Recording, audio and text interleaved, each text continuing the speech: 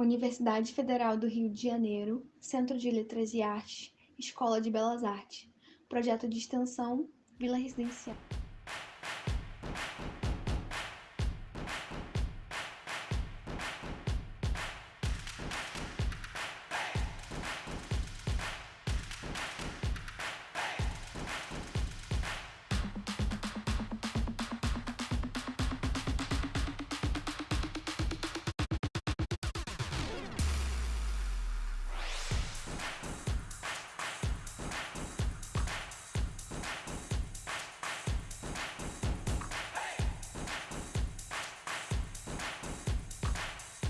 Vou começar, agradecendo vocês estarem aqui, agradecendo a presença de todos, a presença da Bárbara Tércia, que aceitou esse convite para participar das Conversas Criativas, que é um evento que a gente faz de conversas com colaboradores, pessoas, pensadores de todos as características que a gente pode aproveitar para a nossa discussão do projeto de extensão. A gente tem 3 projetos de extensão, o Arte 2, Enganando o Olho e o Pé de Moleque, são parte dos laboratórios LAMI, o Lab 01, o Lab da Cerâmica e o Lab Gráfica, todos da EBA e FAO.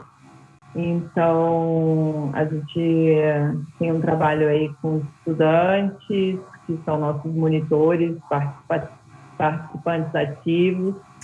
A gente vai fazer uma entrevista com a Bárbara Tércia, que é uma artista Bahia, mestre em artes visuais pela FRJ, bacharel pelo Centro Universitário de São Paulo, artista pesquisadora, professora, vem trabalhando aí com desenhos, com autorretrato, com arte digital, várias proposições artísticas com ensino, com pessoas de comunidades, com estudantes, com crianças. Ela veio para um projeto aqui no Rio de Janeiro essa semana. Ela vai contar um pouco sobre esse projeto. Tem alguns trabalhos, todos dentro da empresa dela, o Ateliê Portátil de Arte, que vem aí com uma história de itinerância, primeiro em Salvador e várias cidades.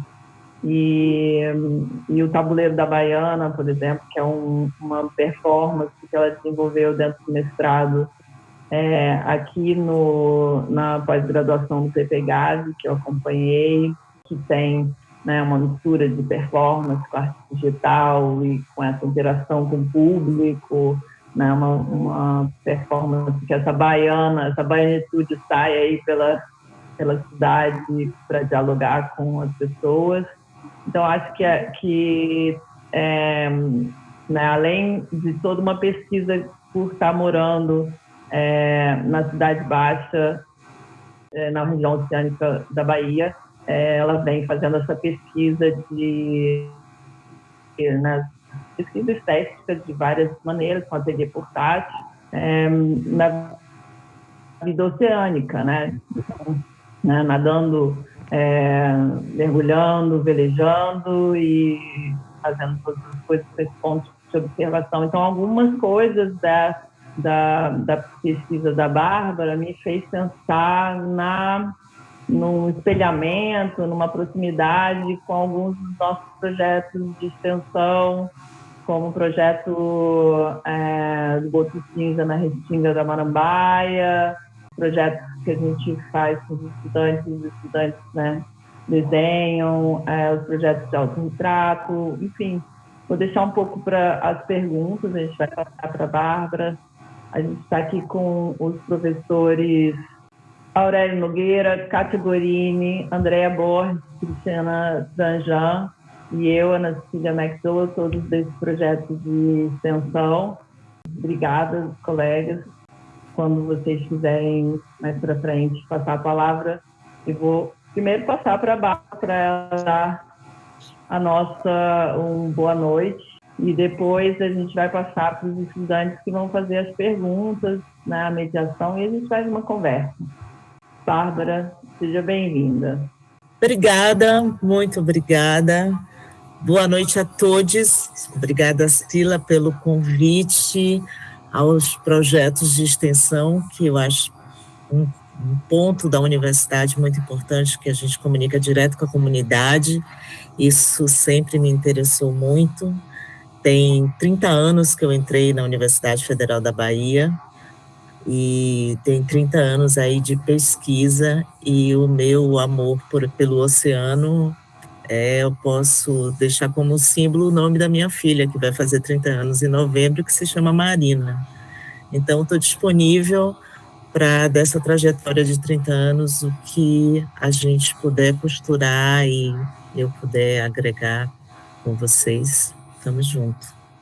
Então, vou passar a palavra para o Luan. Luan está aí, né? Luan, você pode começar com a nossa conversa, suas perguntas. Sim, boa noite. Estão conseguindo me ouvir bem? Sim.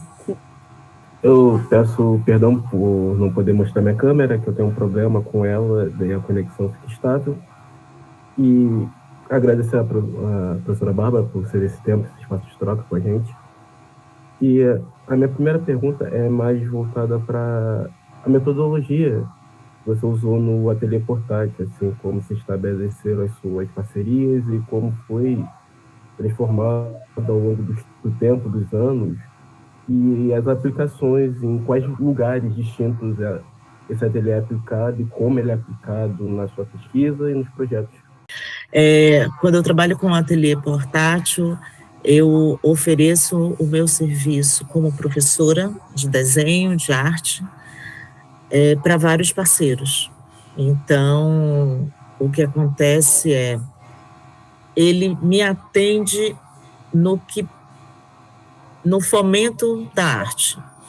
Então, o desenho faz parte da minha poética, eu começo as minhas coleções com o desenho, e quando eu trabalho com o ateliê portátil, eu ofereço esse serviço em dividir esse conhecimento com os parceiros. Por exemplo, semana passada eu estava aqui fazendo uma oficina para 1.000 crianças da cidade do Rio de Janeiro, relacionando o universo submerso com o desenho, né? Com o desenho e também com a escultura.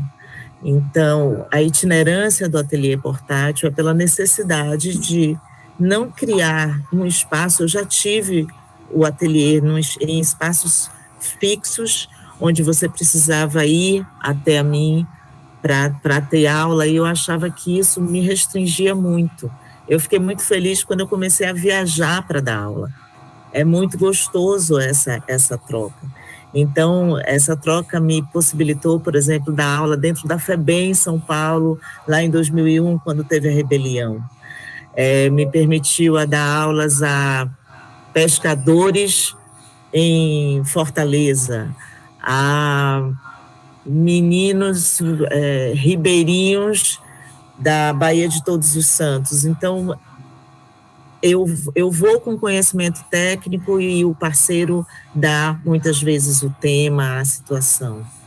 Metodologicamente, é sempre pela observação, então é uma aula, temos uma professora de desenho aqui, de fato, é uma aula de desenho de observação, dependendo do público, né? Se é criança, adolescente, ou se é um público que já trabalha com arte, a gente muda a técnica, mas eu acabo utilizando muito o desenho cego, porque ele dá um resultado estético que a gente consegue sair um pouco do bonito, feio, clássico, né? A gente coloca as pessoas mesmo que desenham tendo o resultado prático como produto mais igualitário.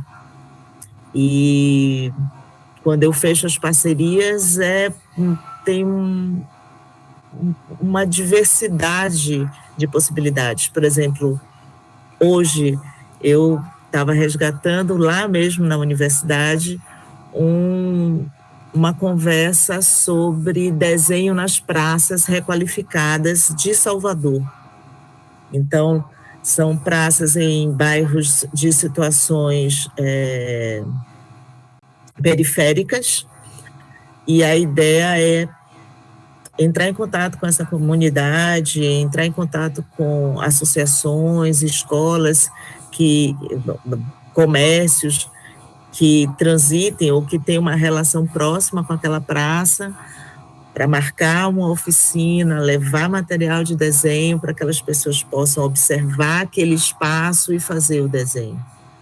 Era isso, Luan? Não, sim, sim. E eu achei muito interessante a sua fala do momento que você fala de tirar o ateliê e levar o ateliê, que é muito interessante, porque ao fazer esse movimento de levar o ateliê até as pessoas, a gente acaba tirando esse ar de hierarquizar a arte, de a arte ser algo restrito a um grupo seleto, intelectuado, de faculdade, de universidade, e leva para um local onde pessoas que têm vivências, têm histórias, têm capacidades únicas de construir algo incrível, vão ter o momento para poder fazer algo que a gente provavelmente não teria estando nas paredes da universidade pelo currículo, que é muito fechado, que segue um modelo. Então, essa ideia de realmente levar o ateliê até as pessoas e não trazer as pessoas por ateliê é uma ideia muito legal, muito como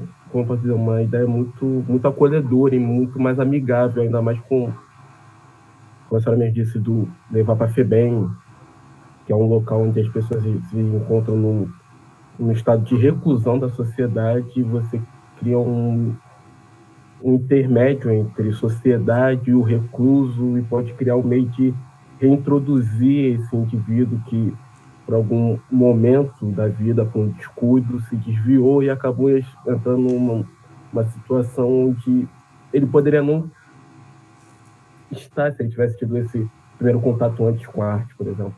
Eu uso muito desenho como uma linguagem para observar a vida. Na minha produção autoral e quando estou fomentando a arte. É uma possibilidade de observar quem e o que está à sua volta. Principalmente depois que os telefones celulares viraram smartphones e todo mundo tem uma câmera na mão, é muito fácil você clicar e tirar uma foto. Mas na hora que você para olhar uma árvore, por exemplo, para desenhar essa árvore, né, você tem consciência desse objeto, desse espaço, de um outro modo. Então, por isso que eu deixo que os parceiros me digam o que é que eles precisam, e eu levo essa técnica, na verdade, né? É uma coisa muito aplicada na sala de aula, é bem simples. Na verdade, o que eu faço é muito simples. Não tem nenhuma metodologia, não tem nenhum segredo. É bem simples, mas é ficar atenta ao que o parceiro precisa. E eu acho que é essa simplicidade que torna o projeto tão bem sucedido e tão bonito, que é algo bem simples, que qualquer um pode fazer, mas são poucas pessoas que estão realmente dispostas a fazer, ver o outro, entender o outro e trabalhar dentro da competência e da limitação que o outro se encontra no momento. Eu acho que é o que muitos artistas se negam a entender, se colocar numa caixa, se fechar eu sou um artista, tenho minha individualidade, não olhar o todo, se fechar na sua individualidade. Eu acho que sim. E continuando, senão a gente acaba se perdendo nesse raciocínio de individualidade, a minha segunda pergunta é mais voltada ao entendimento que o nosso grupo de extensão teve sobre o seu trabalho de ensinar arte e como os projetos do Ateliê Portátil, principalmente intitulado Vem Desenhar no Mar, com a parceria do grupo de trabalho do Parque Marinho da Cidade Baixa, né?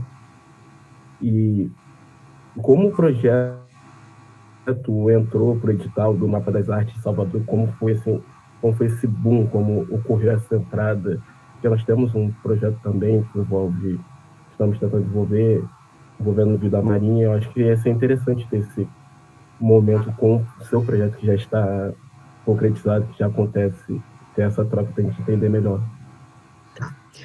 A minha relação com o oceano é desde sempre, desde menina, desde sempre. Eu nado, eu mergulho, eu velejo, eu tenho um arraiz amador, eu curto motonauta, então, assim, chegou no mar, eu gosto de tudo. Eu ia para a praia e minha mãe ficava enlouquecida que eu entrava no mar e não queria sair. Então, a minha relação com o oceano é desde sempre. Então, o que me dá um prazer e eu consigo trabalhar isso por horas e dias seguidos e, para mim, tá ótimo. Salvador tem o primeiro parque marinho urbano do Brasil, que é o Parque Marinho da Barra. Um parque marinho serve para que uma área pequena seja preservada, e nessa área pequena da Barra e da Cidade Baixa tem naufrágios e uma vida marinha muito rica. Eu moro na Cidade Baixa e, por conta de alguns profissionais envolvidos no Parque Marinho da Barra, quando o Parque Marinho foi homologado pela Prefeitura, é um Parque Marinho municipal, eu estava ainda aqui no Rio de Janeiro fazendo mestrado na UFRJ. E eu cheguei e falei, vamos fazer um parque marinho na Cidade Baixa. O professor José Rodrigues, que envolvido no Parque Marinho da Barra, disse assim, vamos. É um coletivo, tem muita gente envolvida, então a gente fala com o vereador, a gente fala com o secretário, a gente mudou de prefeito, a gente fala com o prefeito, porque é município, a gente conversa com a associação de moradores, eu dou oficinas em escolas públicas e particulares de Itapajipe, que é a Cidade Baixa fica numa península, que a gente chama a Península de Itapajipe, em Salvador, aí a gente articula, é muito trabalho, é muita articulação, é muita parceria, e às vezes a gente recebe um não. Mas eu sou teimosa. Eu sou uma pessoa teimosa e eu gosto do mar. O meu ateliê é muito pequeno. O meu ateliê atual, eu quase não caibo direito nele. E a gente teve a pandemia, né? E aí a gente precisou estabelecer outras formas, outras dinâmicas. E eu tinha a praia que estava vazia na pandemia, completamente vazia. Eu falei, opa, por que não? Então, aí eu criei uma metodologia que é uma pranchetinha, coisa simples, até em alguns momentos, para quem já desenha e faz isso de modo particular, a gente tem uma prancheta, e eu estou falando de MDF 6mm, a receita é essa, gente. MDF 6mm A3, e a gente parte para a praia. Na pandemia, eu dava instruções pelo WhatsApp, a gente se falava por telefone, se mantinha uma distância, e as aulas de desenho aconteciam, eu mandava material antes para as pessoas lerem, fazia proposição de música, que tal ouvir uma música tal, que eu acho que pode ser interessante. E aí eu falei, eu tenho uma sala de aula imensa. A Bahia tem o maior litoral do Brasil, e o Brasil tem um litoral imenso em relação ao mundo, acho que é o 5º maior litoral. Então, assim, falei, gente, bora desenhar na praia. E eu fui fazendo esse projeto com a comunidade, algumas pessoas me pagaram, eram aulas particulares e outras não. E eu falei, bom, eu não consigo fazer isso, eu não consigo dar material para as pessoas, né? Eu queria poder fazer isso onde todo mundo tivesse o mínimo, que é uma sacolinha, uma pranchetinha e papel simples de desenho e grafite. Saiu a lei Aldir Blanc, 2020, e aí eu fotografei o que eu tinha feito, depoimento das pessoas que tinham passado por esse processo, fotografei e mandei e o ateliê portátil entrou no Mapa Cultural de Salvador por conta das aulas do Vem Desenhar na Praia. E aí eu consegui um recurso financeiro para atender 100 pessoas da comunidade de Tapajipe. Então, 100 pessoas eu pude doar esse material e dar as aulas, né? Porque eu sou artista, eu preciso, a minha remuneração é uma coisa que eu sempre penso, eu preciso receber, ela faz parte da minha metodologia, o orçamento. O orçamento num projeto, ele precisa existir para viabilizar o projeto. Segura aí um pouquinho, Luan, eu vou voltar vou passar para a Carol, para ela fazer uma pergunta que a gente vai sair do presente para um pouquinho do passado. Foi bom essa entrada, na verdade, porque já explicou bastante sobre o que está acontecendo agora, mas a gente ainda vai voltar um pouco mais para agora, e a Carol vai trazer aí a pergunta dela. Então, boa noite, gente, né? Boa noite, Bárbara. A pergunta que a Estela falou, que a gente estava passado, é para saber como é que foi sua formação de arte na Bahia e as suas influências, como, por exemplo, o mestre Didi, nessas obras. Eu comecei no Liceu de Artes e Ofícios da Bahia, que é uma instituição que, infelizmente, não existe mais. Depois eu ingressei na Escola de Belas Artes da Universidade Federal da Bahia, engravidei e não concluí. Então, eu passei 5 anos, Nina nasceu, e eu fui trabalhei um pouco no mercado de propaganda, de publicidade e propaganda, para pagar contas, um bebê pequeno, enfim, e eu não concluí. Fui morar em São Paulo, e fiz um projeto para FUVESP, São Paulo, de fomento, sobre corpo mínimo. Eu já dava oficinas de desenho, e aí eu trabalhei com deficiente físico adquirido, que é só um ser humano. Para existir, você só precisa de cabeça e tronco. E eu fiz esse projeto, entreguei para a FUVEST e ganhei uma bolsa de 100% na Belas Artes, no Centro Universitário Belas Artes de São Paulo, que é um centro de excelência, mas é um centro particular. E eu viabilizei a minha formação assim.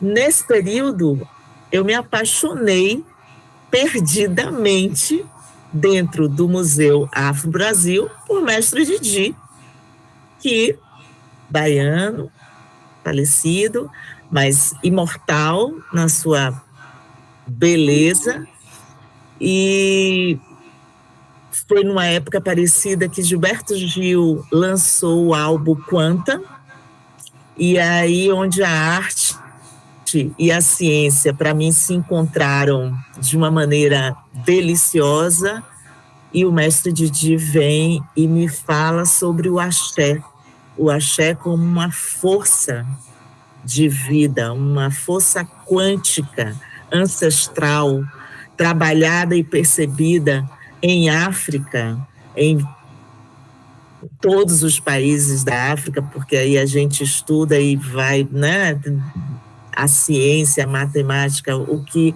os africanos nos dão, e eu entendo que eu falei assim, é isso que eu quero observar e trazer.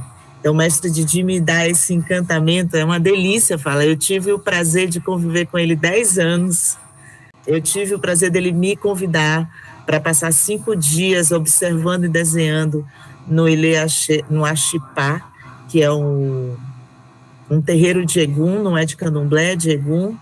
Eu saí dessa experiência imersiva, 5 dias sem poder sair do terreiro, vivi coisas fantásticas e fiz uma exposição individual, Ponte Ancestral, resposta gráfica ao mestre.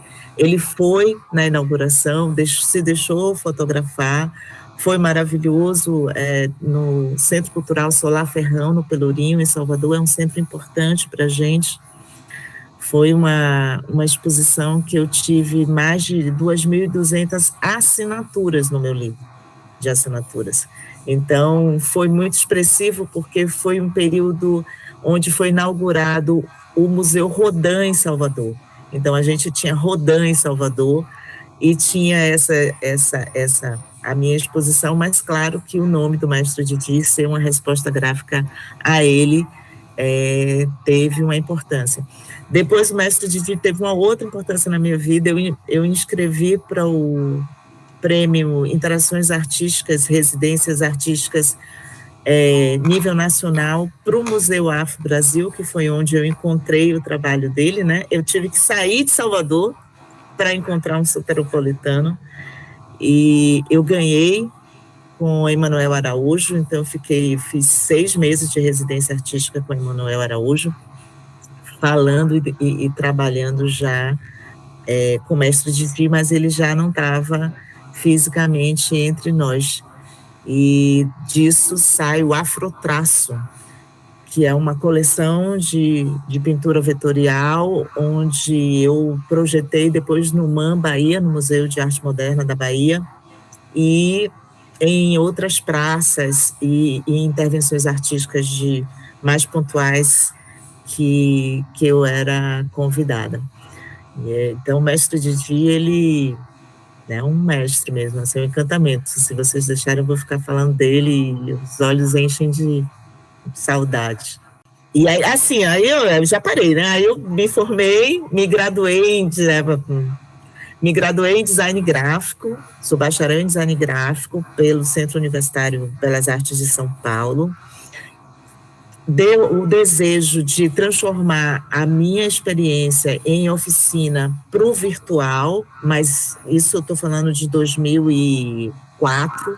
Aí eu fiz uma extensão em gestão EAD no SENAC, para entender como é que funciona o ensino EAD, para trazer para esse mundo digital.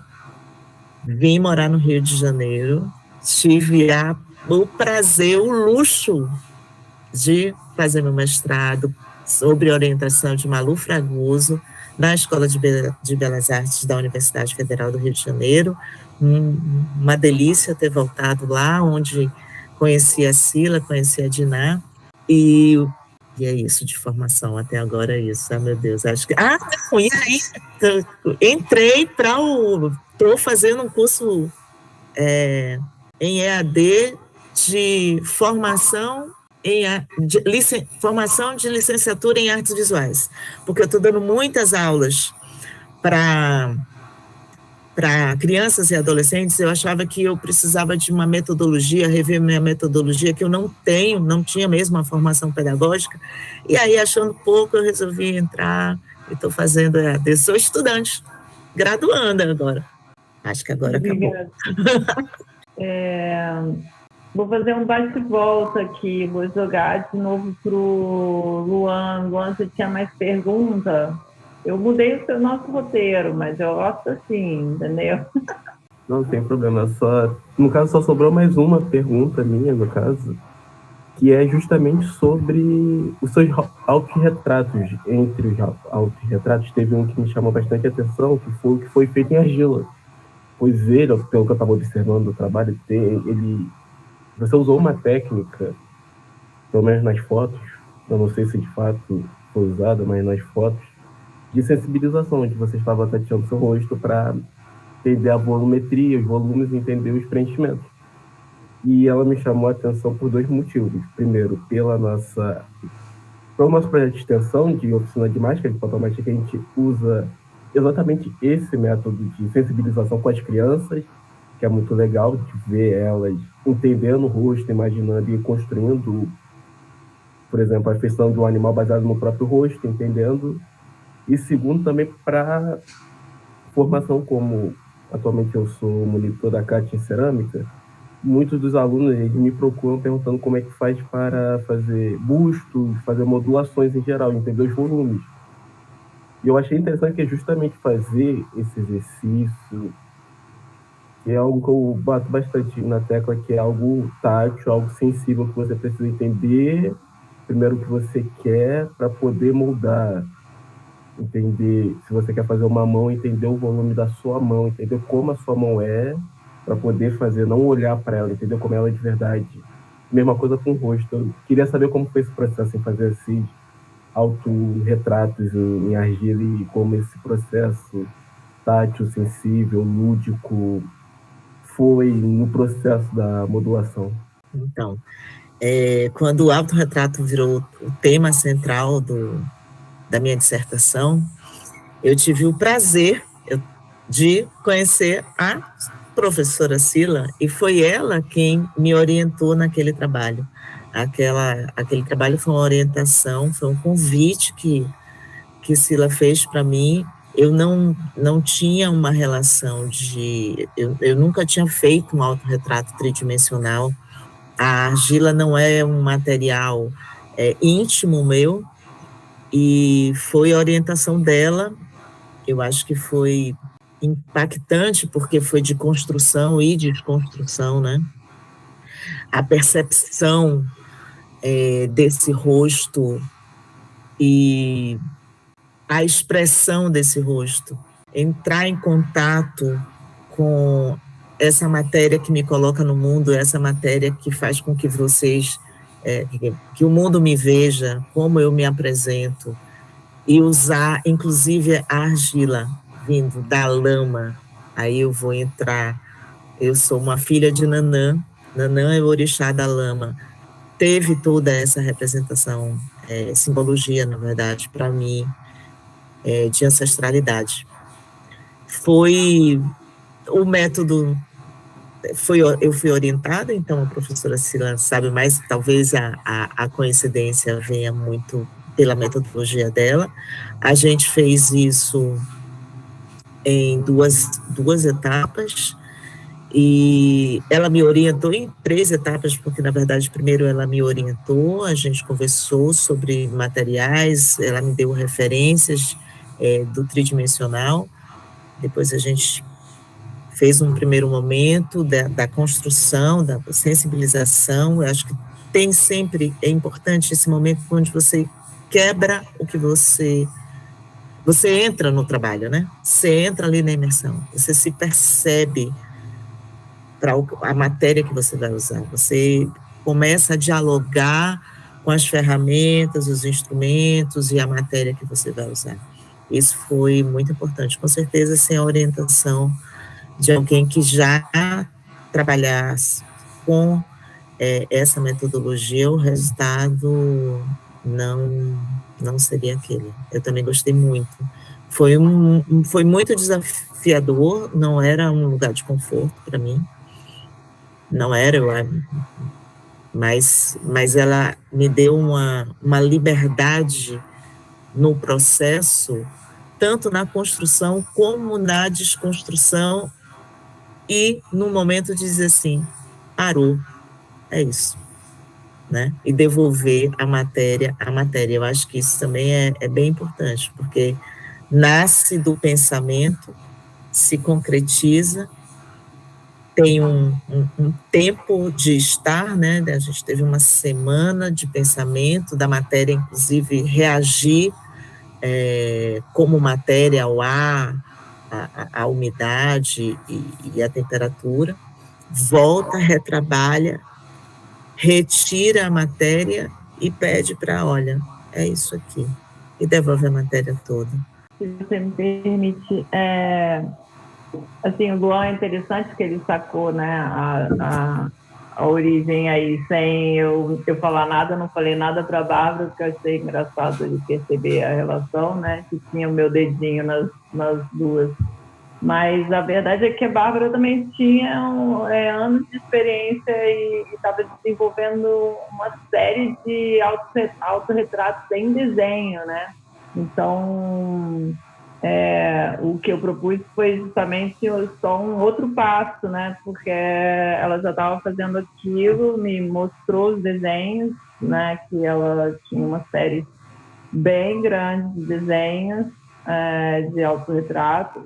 E aí a gente fez esse exercício em outro modo. Eu vou voltar, então, Volto para a Carol, né? Tem mais pergunta da Carol sobre a itinerância do ateliê e esse projeto aí que você veio fazer no Rio. Sobre o ateliê portátil, né? Bem, tem muitos anos, 13 anos de atuação, né? Tem um escritório em arte em Salvador, no escritório de arte em Salvador, e que continuou com a itinerância por diversas cidades do Brasil e do mundo. Eu queria saber como é que foi melhor o ateliê portátil nessas cidades, como é que elas funcionaram. Eu queria saber o que você acha, Bárbara. Como é que foi fazer isso? Foi cada caso um caso, Carol. O ateliê ele tem 13 anos como ateliê portátil de artes, mas tem 30 anos aí de estrada minha, né? Então, por exemplo, fiz oficina no Fórum Mundial Social, em Porto Alegre. Fiz oficina em Cuernavaca, no México, no Dia dos Mortos, no 2 de novembro, no cemitério. Fiz oficina num estúdio coletivo de uma periferia de Bangkok, na Tailândia. Fiz oficina, que eu acho que da FEBEM, para mim foi bem impactante, porque tinha uma tensão muito grande. Eu também trabalhei com os meninos da Fundac, em Salvador, que é a FEBEM de lá. Trabalhei com o MIAC, que era o Movimento de Intercâmbio Artístico-Cultural pela Cidadania em Salvador, que eram 82 escolas públicas e particulares de Salvador. E aí, dando oficinas de desenho. Em congressos e seminários nacionais e internacionais, que aí tinha oficina e fazia. Então, em cada lugar desse, funcionava de um modo muito particular e diferente. Semana passada, eu fiquei em 2 escolas, na Pavuna. A cada 1h40 as turmas trocavam. A cada 1h40 eu tinha 50 crianças. E a cada 1h40 era uma outra realidade. Eu começava de um modo diferente, porque de repente os meninos estavam super agitados, e aí eu inventava uma outra coisa, mas sempre voltando, o tema era o mesmo, trazer o universo submerso para aquelas crianças, para que eles entendam que a reciclagem é necessária, porque tudo acaba indo para o mar. E aí a gente fazia desenho e escultura, mas mesmo na mesma sala, com os mesmos materiais, o público muda. Essa a diferença da experiência, né? Você tem que entender assim, opa, então, peraí que isso aqui vai funcionar melhor assim, isso aqui não vai funcionar tanto. Eu tive uma experiência muito bacana de Lambiçu de Caboclinho, que é Laranjeiras, no interior de Sergipe, que foi maravilhoso, dos meninos perceberem que a história deles era importante. Eu fiz uma parceria fantástica com o pessoal da Fundação Casa Grande, gente. Aquelas crianças do Vale do Cariri, no Ceará. Ai, uma paixão. E a gente eles queriam fazer histórias em quadrinhos, então trazer toda a questão do Vale do Cariri, do Ceará, que é a nossa pré-história. É a pré-história brasileira, entendeu? Então os meninos iam, eu fico toda arrepiada, eles me davam a primeira aula, porque eram eles que me levavam para ver os desenhos pré-históricos que eu não conhecia. Então a gente dividia, eu ficava ouvindo, encantada, o que aquelas crianças tinham para me falar. Os adolescentes me levaram até o parque de verdade, a gente fotografou, conversou, fez piquenique e tal. Eu fiquei na casa de um dos familiares, então, assim, cada oficina tem uma resposta, porque esse coletivo aqui, por exemplo, vocês pensaram, tenho certeza, com muito carinho, esse encontro, mas cada um de vocês que entra e fala, eu reajo de alguma forma, vocês me trazem lembranças e a gente vai se adaptando com o horário, com as perguntas. Isso é vida, entendeu? E arte é vida, então a gente tem que estar preparado entender, ó, aqui funciona assim, aqui não funciona. Tem a precariedade, tem a gambiarra brasileira também, né? Tem horas que a gente não tem o recurso que a gente gostaria de ter. E aí? Não faz? Faz com que tem, se faz com que tem, então a gente tem que improvisar. E essa foi uma realidade, talvez aí, pronto. Uma coisa que sempre aconteceu. Sempre eu precisei improvisar de alguma coisa. Do microfone que não funciona, ao papel ser pouco, as crianças estarem... Segunda-feira eu cheguei na Pavuna, tive que sentar no chão porque estava tendo pipoco. Sexta-feira eu não pude fazer a oficina porque o tráfico não deixou a gente entrar. Então, é isso. A itinerância faz com que na rua pode acontecer tudo. Sim. A outra pergunta é sobre o trabalho que você fez na escola da Pavuna, né, na escola municipal. Talvez você já falou sobre isso, não sei. Essa escola da Pavuna, eu fui convidada, o pessoal da Três Apitos viu um trabalho meu exposto, eu fiz uma sala chamada Oceano, no NIBS, Centro Cultural NIBS, em São Paulo, que é um centro cultural da comunidade judaica, e eu tinha uma sala chamada Oceano. Era um site específico, onde você fazia um mergulho a seco, vários projetores, vários espelhos, muita tecnologia, uma tecnologia pesada. Foi um projeto com lei de incentivo, o orçamento alto, um orçamento bem alto. Eram 8 salas, eram 2 andares do prédio, e uma sala era minha. E tinha umas animações que o lixo passa... Tem algumas coisas aqui acontecendo, eu não estou lendo. Tinha algumas coisas de lixo que entravam assim no mergulho, e as crianças, na hora que as crianças chutavam o lixo, saía, tinha áudio, e o pessoal do Três Apitos viu isso, me convidou. Eu fiz um projeto que é do caminhão Olho d'Água, águas visuais, artes líquidas, águas visuais, Olho d'Água. Eles têm uma página no Instagram, e eu fiz um trabalho gráfico de pintura vetorial, que é o meu forte como autora, que foi plotado no caminhão todo, e tinha uns QR Codes. Se você achasse onde era o olho d'água, porque as crianças não necessariamente sabiam o olho d'água, onde tem a água doce, limpa, né, pra gente, que ela fica geralmente na montanha, nos pés da montanha. Então, se você fosse lá com o celular e achasse o QR Code, você ganhava a gravura, e podia imprimir a gravura, e podia postar, era essa brincadeira. E em contrapartida, Lei Rouanet, contrapartida social, oficinas. E foi ainda na época do ex-presidente, e ele exigia uma quantidade absurda, e a quantidade absurda eram 1.000 crianças. Aí a gente dividiu isso. Não era o ideal, claro que eu queria muito fazer uma oficina com muito mais tempo do que 1h40. Vamos combinar que 1h40 é padaria, né, gente? 1h40 para dar oi e dar tchau para a criança. E nesse tempo ter produção, mas conseguimos, viu? Tirando as turmas que o tráfico não deixou a gente entrar, conseguimos. Mas ainda sobrou um pouquinho de energia para estar aqui com a gente. Retroalimentação. Patrícia Bárbara, vou passar para você fazer suas perguntas. Olá, Xará. Prazer enorme fazer perguntas para você. Eu vou começar te perguntando como são as propostas de desenho para a pesquisa da vida oceânica e como é a repercussão com as comunidades envolvidas.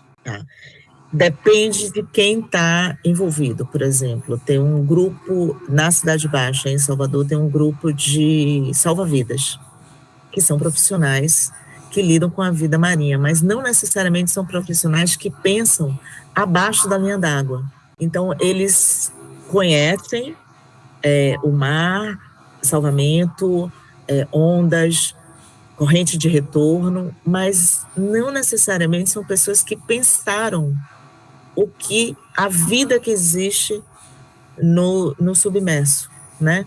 Então, com eles eu tenho a facilidade, por exemplo, deles colocarem um óculos e poderem mergulhar e vivenciar isso e a gente fazer essas oficinas depois. Então, a visualidade é real. A gente vai estar trabalhando com objetos, animais e paisagem que eles viram. Mas eu tenho também a comunidade de estudantes que muitos não sabem nadar. Muita gente fala assim, eu sei nadar. Semana passada eu perguntei para todo mundo, todas as crianças disseram que sabiam nadar. E a gente sabe que na prática essa não é uma realidade, né? Elas não sabem nadar. Infelizmente, a quantidade de pessoas que moram, pessoas adultos também, que moram em cidades litorâneas e não sabem nadar é imensa. O que acontece, a gente tira uma foto aérea das praias brasileiras, tem uma população absurda com a água até cintura-peito, e depois você tem pouquíssimas pessoas flutuando. Então, o universo submerso, o que existe abaixo da linha d'água, é muito imaginativo. E aí eu trabalho nessa metodologia do imaginativo, né? Eu me lembro que tinha uma menina que entrou, uma estudante, e ela falou assim, eu vou entrar aqui um pouco na água. Aí passou um peixinho lá, tem peixe. Eu falei, então, é sinal que a água está boa, mas peixe é uma coisa bem comum para ter no mar. Essas experiências que eu tenho em relação à vida oceânica é que, de um modo geral, em Salvador, eu já fiz essa oficina, por exemplo, em Brasília, né? Que é uma cidade que não tem praia. Mas que eu trago isso, que assim, olha, o que você faz aqui em Brasília, o lixo vai chegar lá no oceano, que é um oceano só. Então, dependendo do público, eu trabalho o real, o que você já viu, o que você conhece, o que você mergulhou e sabe que existe, ou o imaginativo. Em algumas situações que eu tenho em escolas ou espaços ou centros culturais que me dá possibilidades de projetor, TV, LED, enfim, eu mostro imagens e submersas ou de água para as crianças. Como eu não queria dar, assim, uma barreira de coragem, eu fiz um vídeo, eu posso, inclusive, depois, professores, eu posso dar para vocês o mesmo vídeo que eu dei para as crianças, que ele é um vídeo de quase 4 minutos, onde eu filmei a onda. Então, não acontece nada. 7 horas da manhã, não tinha ninguém na praia, só tinha eu. E aí eu filmei a água, é uma ondinha, e sabe a ondinha, assim, não tem nem 10 centímetros de altura, só que a câmera está na areia. Então, aquela onda parece imensa. E a minha brincadeira com as crianças é que eu dizia assim, olha, prestem atenção, fiquem em silêncio e observem, porque coisas vão passar ali embaixo. Aí, cara, as crianças viram tubarão. Teve um que dizia, tubarão, tubarão, mas é tubarão tigre, viu? Eu falei, ainda bem que você falou isso. Então, depende do público, sabe, Bárbara? Depende do público, e aí eu trabalho o que o público e o material que eu tenho em mão me permite. Mas sempre, há alguns anos, o universo submerso. Isso me interessa, porque eu acho que a resposta de muitas das nossas situações está no oceano, e acho que o oceano traz para mim uma costura com o meu conceito das teorias quânticas, do que eu faço como artista. Então, o oceano, ele é o que une, é o que liga muito fortemente a minha produção autoral e o fomento de arte. Eu tenho que te fazer mais perguntas, a vontade seria ficar nesse assunto aqui para sempre. A gente tem muito para conversar. Mas vamos para a próxima pergunta, que é: como você pensou e como conduz atualmente a produção criativa como uma atividade extensiva ao ateliê de artista, e isso mais especificamente a respeito do Tabuleiro de Baiana? O Tabuleiro da Baiana foi uma resposta acadêmica, né, dentro da situação de mestrado na universidade. Foi desafiador, nunca tinha feito performance na vida, e foi absolutamente gratificante. Eu tive a honra de ter 2 fonogramas cedidos por Letieres Leite. Tínhamos vários amigos em comuns, não éramos amigos íntimos, conhecíamos, e eu tive amigos em comuns para pedir para ele esses fonogramas. A atuação do Tabuleiro da Baiana, eu realizei ela 3 vezes aqui no Rio. No primeiro congresso, no AMAFRO, primeiro congresso da UERJ, no Observatório da UFRJ, não vou me lembrar o nome daquele seminário, mas foi um seminário no museu, no observatório, que aquele lugar fantástico, foi de noite, foi maravilhoso. E do Valongo, lá no Valongo, isso. E o primeiro de todos que eu fiz no trem da Central do Brasil. E fala sobre ancestralidade, né? Autorretrato. Não vou dar spoiler, mas eu posso falar um pouco. Eu começava a performance ouvindo, tinha um fone profissional com abafador, então eu estava ouvindo Banzo 1 e 2, que são esses 2 fonogramas da Orquestra Rumpilés, com Letieres Leite, super recomendo. Fica aí a dica, ouvir Letieres Leite e Rumpilés, que é um som de orquestra, mas com os tambores do candomblé. Então já é uma música que não é muito óbvia. Eu tinha um tabuleiro mesmo com um tablet. É tudo que eu posso dizer para vocês. E aí eu caminhava com uma bata e um torso de baiana. E eu observava as pessoas, eu olhava e deixava o tempo. Se eu percebesse a sua curiosidade, eu perguntava com os olhos, eu não falava, em nenhum momento eu falava, perguntava com os olhos se você queria ouvir o que eu estava ouvindo, cuidadosamente colocava o fone, deixava você entrar nesse clima, as pessoas realmente não conheciam e entravam. Eu estava tentando trazer ali a sua ancestralidade, de um pouco de tudo, não necessariamente só africana, e aí depois eu te entregava o tabuleiro, que aí vocês vão precisar me chamar para fazer uma performance para saber o que é que tem no Tabuleiro da Baiana. Espero que em breve. Em breve, pô. E aí, então, eu vou aproveitar agora e fazer uma pergunta, puxar a sardinha um pouco para o meu lado, aproveitar você e te fazer uma pergunta de interesse coletivo, mas muito particular.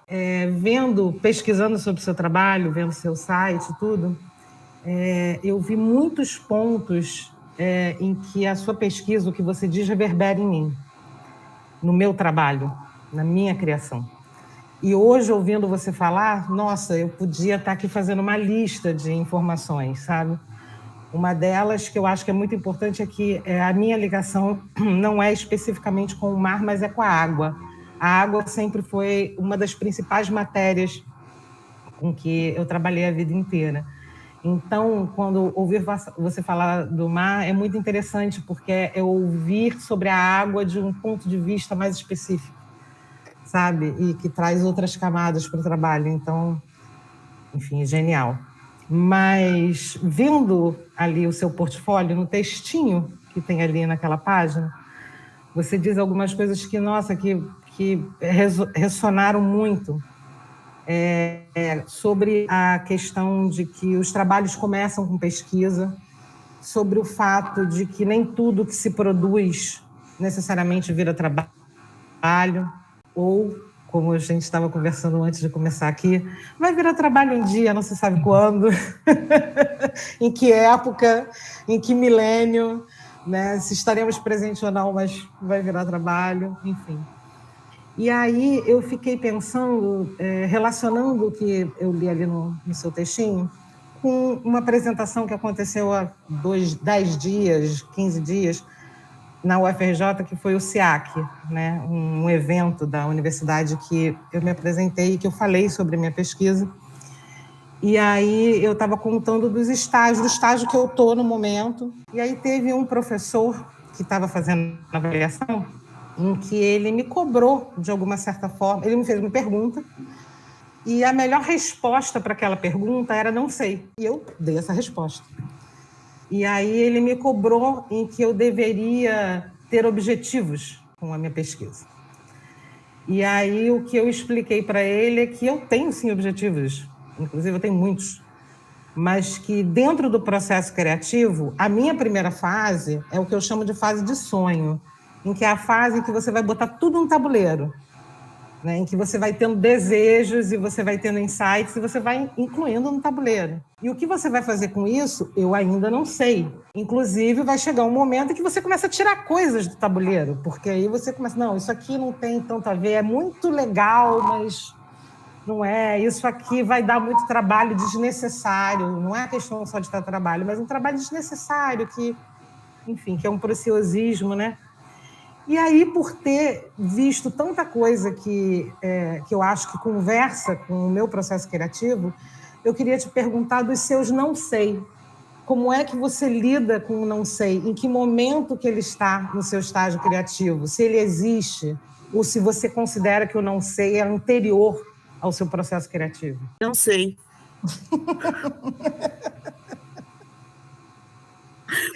Então tá, gente... Encerramos, foi beautiful. O que é assim, acho que eu não sei mesmo.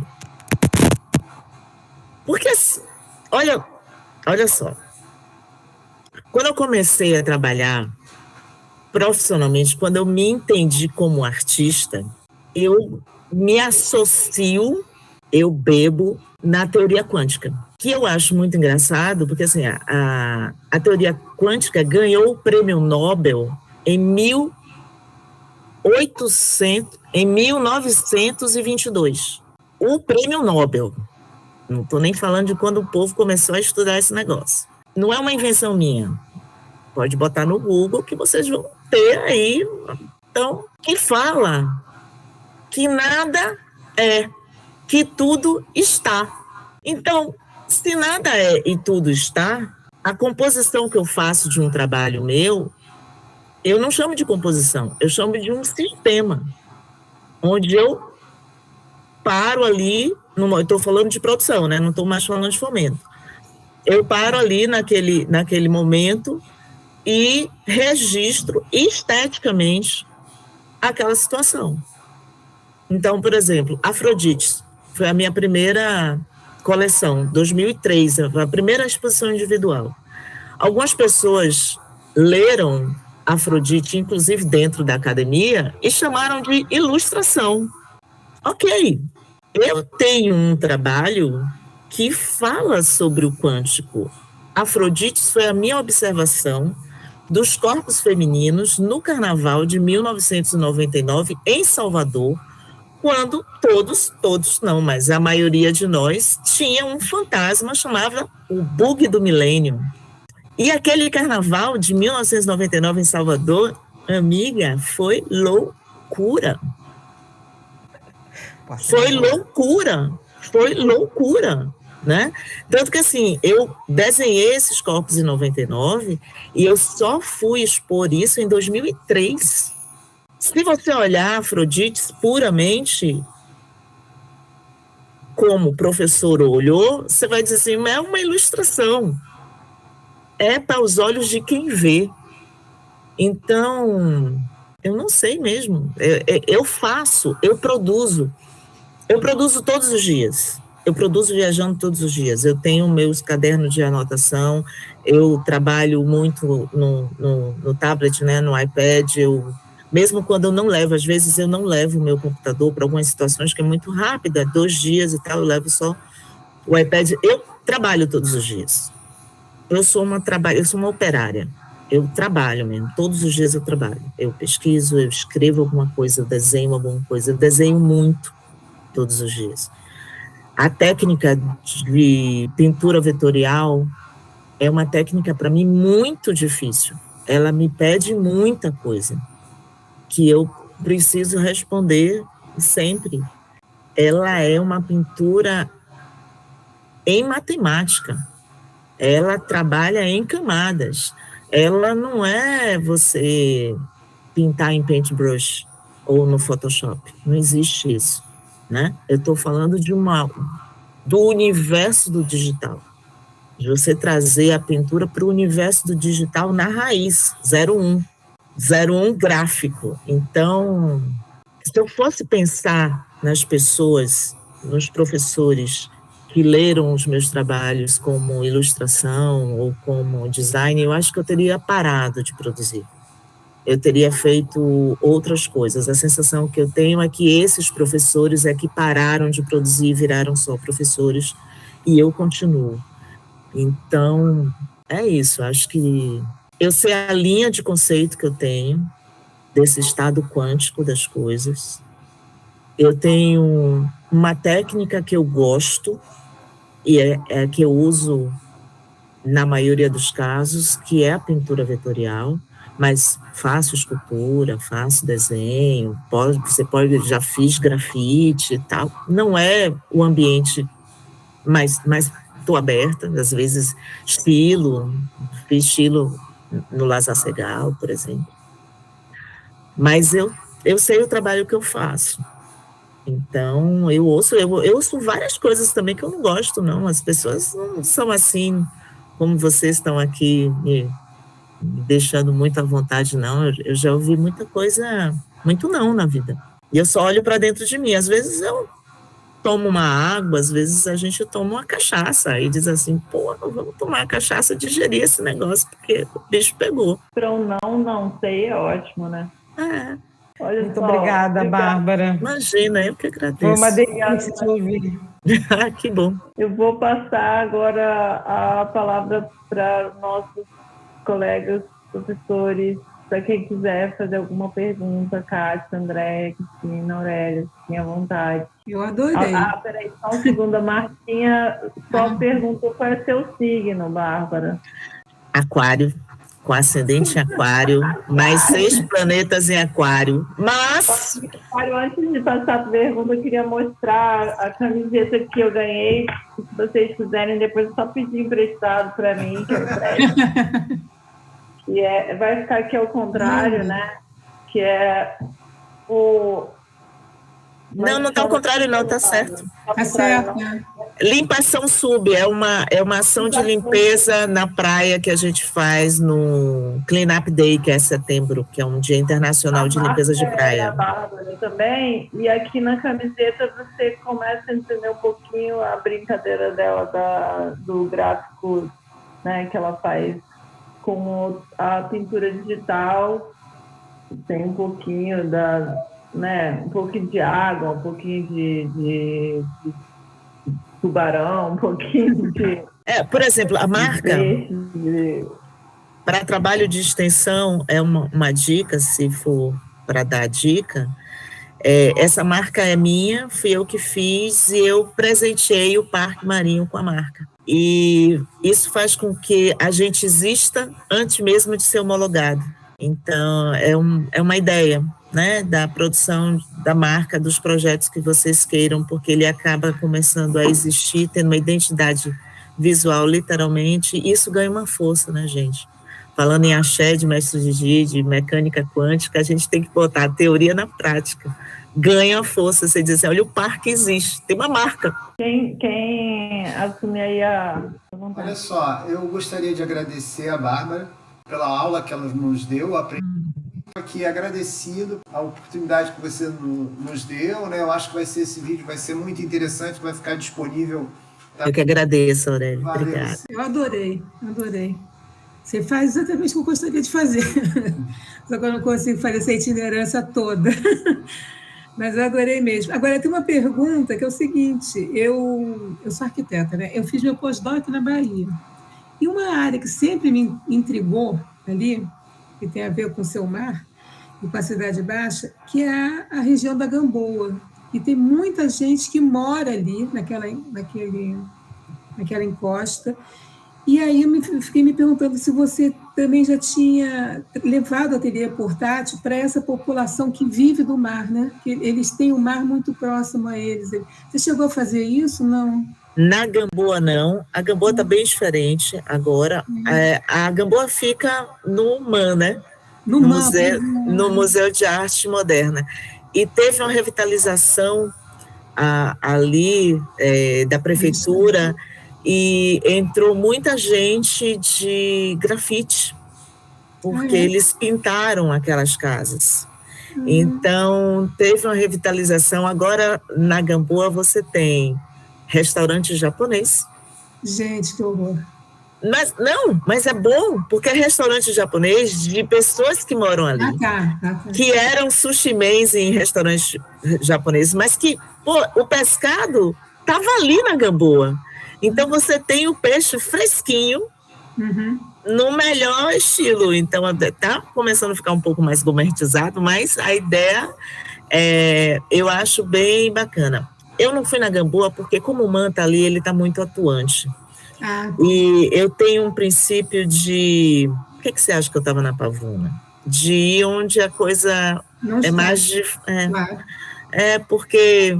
É que, assim, eu tenho muito mais tesão de dar uma oficina. Você disse assim, Bárbara, eu, sei lá, queria que você fosse em Brejões, no interior da Bahia, numa cidade que não tem biblioteca, muito menos uma escola de arte ou uma galeria, não tem museu, não tem nada, do que, por exemplo, ir na Escola de Belas Artes de qualquer universidade que seja, onde tem tudo.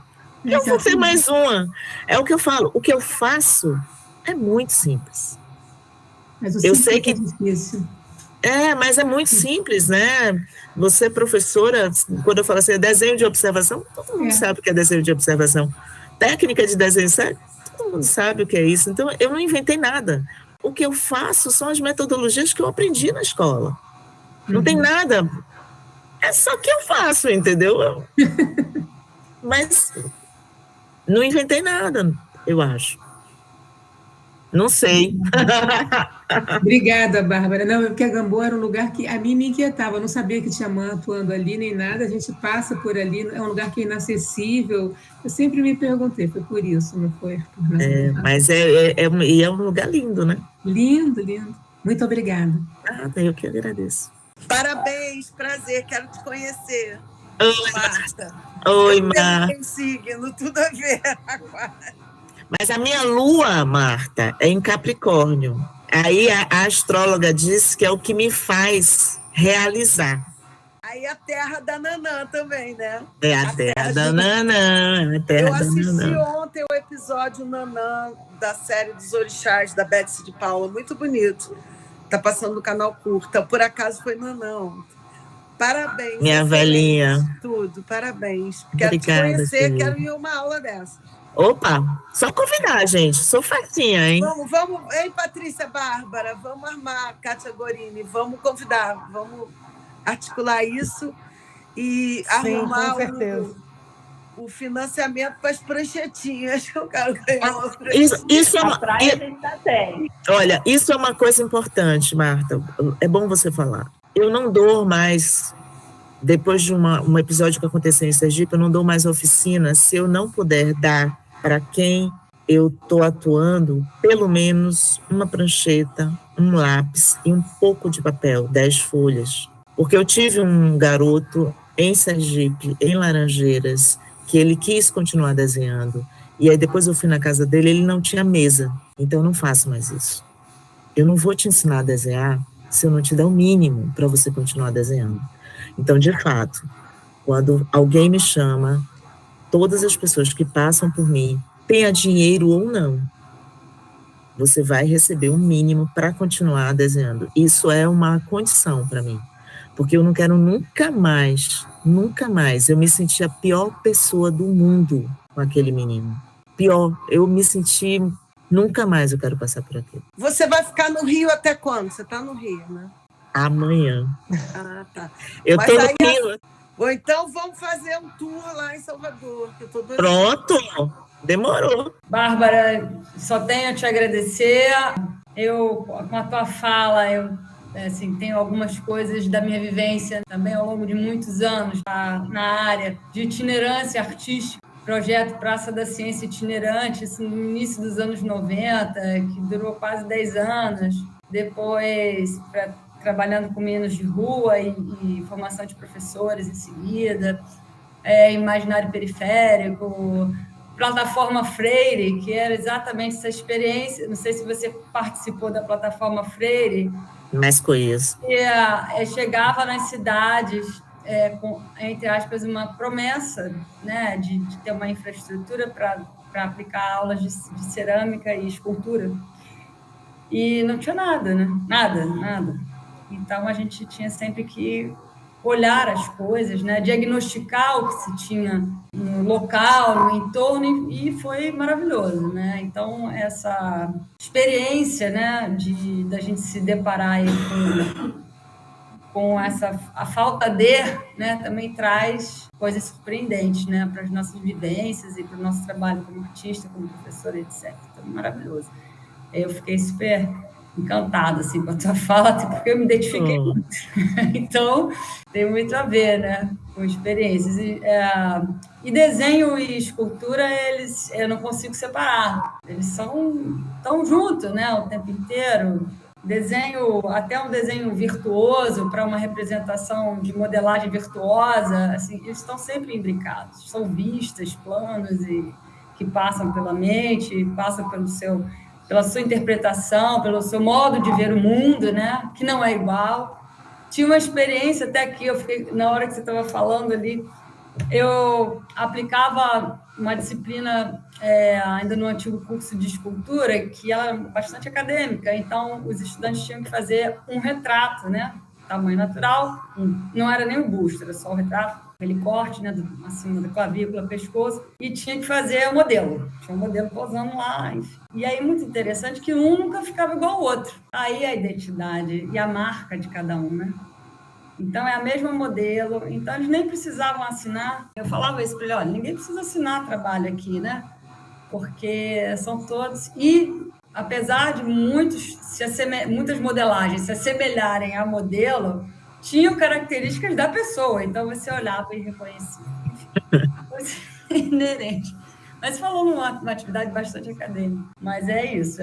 Assim, acho que a gente sempre faz autorretrato, é isso que eu queria dizer. Nem que tem indíciozinhos ali que estão sempre ali no nosso trabalho, no nosso fazer, enfim. Mas te agradeço muito. Pena que você já vai partir amanhã. Esse convite da Marta aí, de Patrícia e tal, eu acho que é extensivo. A gente, numa oportunidade à frente, pode alinhavar, se você topar. Não. Ok. Só chamar. Bacana. E, enfim, é isso. Vamos começar o nosso ateliê portátil indo a Salvador. Boa. Eu também acho bom. Botar todo mundo de máscara. Cristina. Bárbara, parabéns pelo seu trabalho. Ouvindo você falar do seu ateliê portátil, não adianta, só vem uma frase na minha mente. Efetivamente, cada vez eu tenho mais certeza que a arte salva. Cada vez eu tenho mais certeza disso.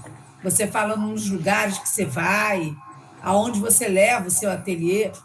É isso, a arte salva. Já dizia Anísia da Silveira. A arte salva. Tá? Então, você está de parabéns. Esse teu amor, essa tua gana, esse teu, como você falou, esse teu tesão pela arte, pelo trabalho. A gente só tem a agradecer aqui a tua palestra, a tua presença aqui. Foi muito legal.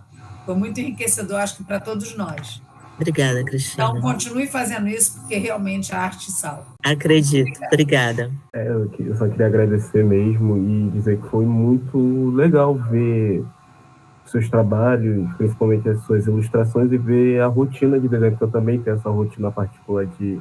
Eu desenho todo dia um pouco, nem que seja um mínimo na volta para casa. Eu tenho essa rotina, pessoalmente, produzir o tempo todo, e tentar estar sempre me reinventando, me renovando, me colocando em situações que não são confortáveis como artista para expandir mais e abrir os horizontes para novas experiências. Eu achei essa troca muito importante, eu acho que acrescentou muito mais para meu crescimento pessoal como artista e também acadêmico para ver o fora da bolha, né?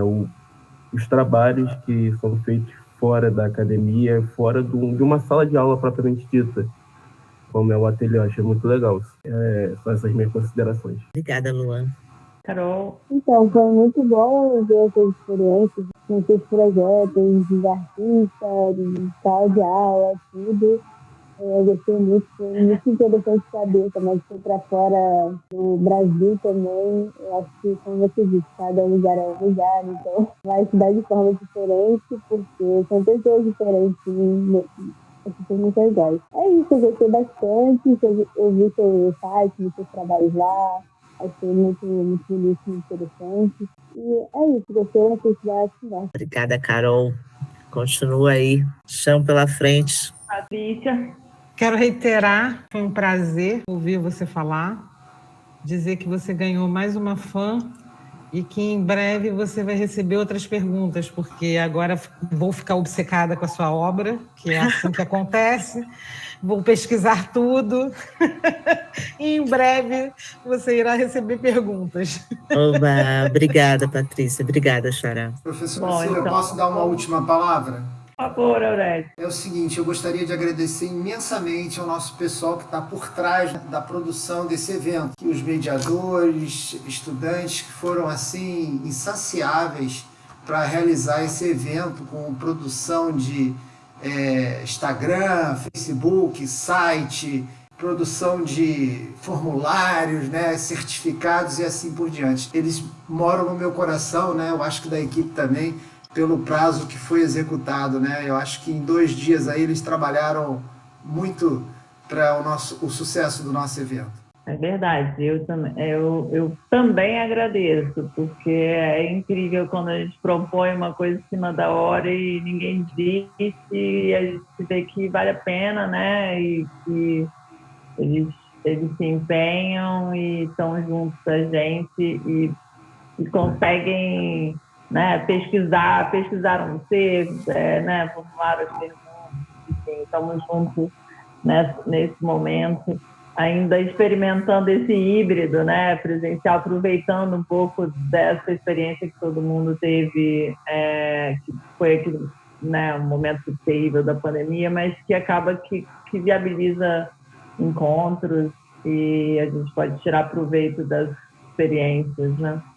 Obrigada, Bárbara, irmã querida. É muito bom ter tido esse momento, porque a gente conversa muito sobre tudo, cria junto, vive junto, come, respira, vive na teoria quântica. Mas assim, é muito legal ouvir a sua fala e a maturidade do trabalho. Eles vêm como uma resposta, né, que flui, a gente entra na sua fala e vai navegando assim, nessas ondas, sem cair como é que chama a corrente que a gente não pode nadar no mar? Retorno, corrente de retorno. Exatamente, a gente não retorna, a gente vai. Antes de terminar, eu ia perguntar se Leila, né, que é acho que um dos inscritos, quiser perguntar e falar alguma coisa, se tiver. Eu estou dirigindo, que eu fui buscar a minha filha, então não estou podendo. Eu estou assim, prestando atenção, mas acontece que está difícil.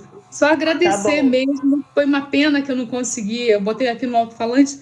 Eu estou com uma pena que eu não consegui assim, parar, né, para poder estar disponível e aproveitar ao máximo. Mas muita coisa assim eu peguei das suas falas e realmente assim eu fiquei encantada, viu, com o que eu pude perceber. Então, de uma outra oportunidade, vou fazer que nem a Patrícia. Vou pesquisar a seu respeito, saber melhor, né, dos seus trabalhos e agradecer esse encontro, tá bom?